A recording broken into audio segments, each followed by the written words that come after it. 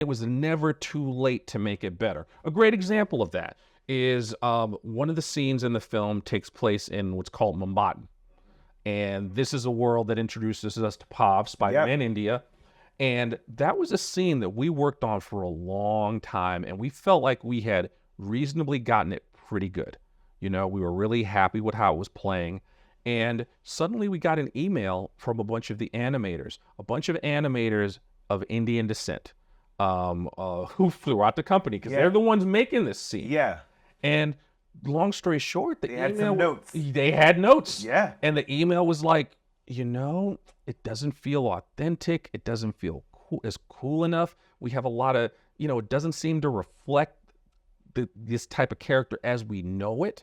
And there's two ways this could go. I mean, this was far along in production, okay? Like, it was being animated. And you could be defensive about it and say, look, it's too late. It is what it is. Good enough. But it was not even like a second of like, we got to go back and crack this back open.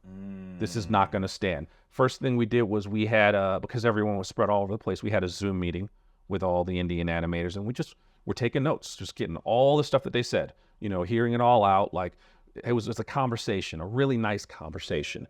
And then we quickly convened a writer's room of Indian writers and Indian American writers.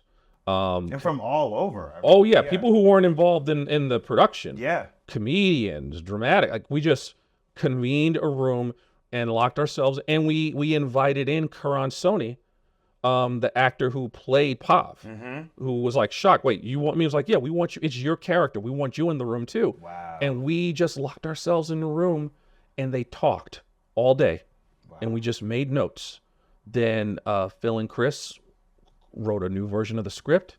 That sucker went right back into production. We rebroke it. We laid it out again. We reanimated it, and it was completely different.